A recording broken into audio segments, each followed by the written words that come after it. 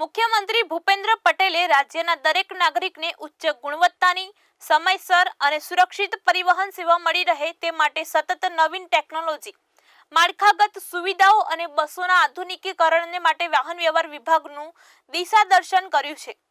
મુખ્યમંત્રીએ નાગરિકો માટે બસ સેવાઓને વધુ સુવિધાસભર બનાવવાના હેતુથી એસટી નિગમની નવી 151 સુપર એક્સપ્રેસ બસોને લીલી આપી પ્રસ્થાન કરાવ્યું હતું। વાહન વ્યવહાર રાજ્યમંત્રી હર્ષ સંઘવીની પ્રેરક ઉપસ્થિતિમાં ગુજરાત રાજ્ય માર્ગ વાહન વ્યવહાર નિગમ દ્વારા નવી બસોનો લોકાર્પણ સમારોહ ગાંધીનગરમાં યોજાયો હતો। આ વર્ષના બજેટમાં રાજ્ય સરકારે કુલ 1963 નવી બસોની ખરીદીની મંજૂરી આપી છે।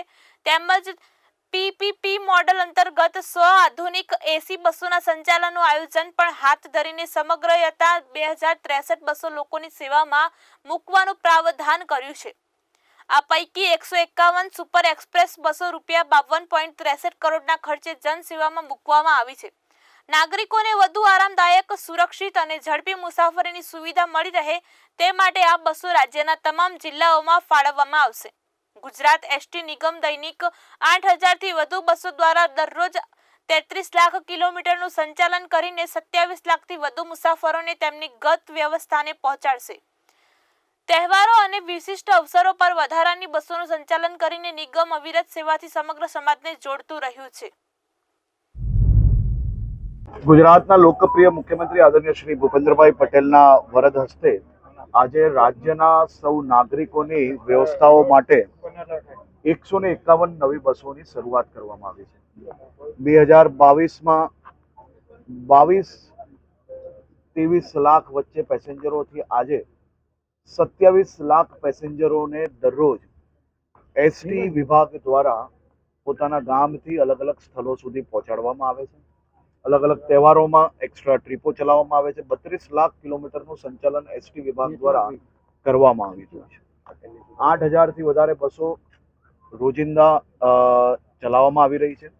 આ બસોમાં 150 નવી બસોનો ઉમેરો કરવામાં આવ્યો છે। આજે આપણે જોયું હશે કે ગુજરાત એસટી દ્વારા એક નવો પ્રયાસ કરવામાં આવ્યો છે। ખાસ કરીને વોલ્વો જે આપણે દોડતી પૂના 2 કરોડ રૂપિયાની પડતી હોય છે, એ જ પ્રકારની મોડલ ટાટા જોડે મળીને એક સ્પેશિયલ મોડલ ગુજરાતના લોકો માટે નવું ડેવલપ કરવામાં આવ્યું। એ જ પ્રકારની બધી જ સુવિધાઓ જોડે આ બસો 55 લાખ રૂપિયામાં તૈયાર કરવામાં આવી। જે વોલ્વોમાં પેસેન્જર દીઠ 2.5થી વધારે રૂપિયા ચાર્જ થતા હોય છે, એ સીધું જ 1.5 રૂપિયાની આસપાસ ગુજરાતના નાગરિકોને એ જ પ્રકારની સુવિધાઓ પ્રાપ્ત થઈ શકે તે માટેનું બી આજે નવું મોડલ લોન્ચ મુખ્યમંત્રી શ્રી હસ્તક કરવામાં આવ્યું છે। આપ સૌએ બી એ નિહાળવું જોઈએ, લોકોને વધુમાં વધુ એનો લાભ લેવો જોઈએ। આ પ્રકારની વધુમાં વધુ બસ આપણે રાજ્યના નાગરિકો માટે શરૂ કરવાના છે।